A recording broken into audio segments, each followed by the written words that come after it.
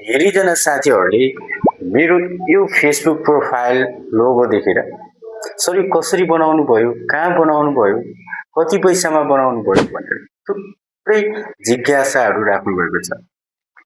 आज म तपाईँहरूको लागि यस्तो खालको लोगो कसरी बनाउने त भन्ने विषयमा ए टु जेड तपाईँहरूलाई चाहिँ जानकारी गराउनेछु। भिडियो अगाडि बढाउनुभन्दा अगाडि चाहिँ दर्शक नमस्ते, मेरो नाम चाहिँ डेभिड दुखेरा। यदि तपाईँहरू नयाँ हुनुहुन्छ भने कृपया हाम्रो यस फेसबुक आइडीलाई चाहिँ फलो गर्न नबिर्सिनुहोला। यदि भिडियो मन पर्यो भने लाइक, कमेन्ट, सेयर पनि गरिदिनु होला। अब हामी भिडियोलाई चाहिँ अगाडि बढाउँ। यदि तपाईँहरूलाई पनि यस्तो खालको फेसबुक प्रोफाइल लोगो बनाउनु छ अथवा टिकटक प्रोफाइलको लोगो बनाउनु छ अथवा युट्युबको लोगो बनाउनु छ, सिर्फ वान क्लिकमा तपाईँहरूले आफ्नो लोगो डिजाइन तयार गर्न सक्नुहुनेछ। त्यो कसरी त?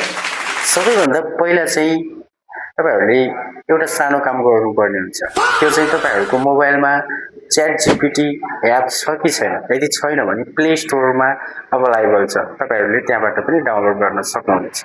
सबैभन्दा पहिला च्याट जिपिटीलाई ओपन गर्नु होला। ओपन गरिसकेपछि त्यसमा प्लस आइकन देख्न सक्नुहुनेछ। प्लस आइकनमा थिचिसकेपछि त्यहाँनिर तपाईँले आफ्नो क्लियर फेस भएको फोटोलाई चुज गर्नु होला र मैले दिएको फर्मलाई चाहिँ मास्टर फर्मलाई चाहिँ तपाईँले त्यसमा कपी पेस्ट गर्नु होला। कपी पेस्ट गरिसक्नु भयो भने तपाईँले चुटकीमै आफ्नो लोगो तयार गर्न सक्नुहुनेछ।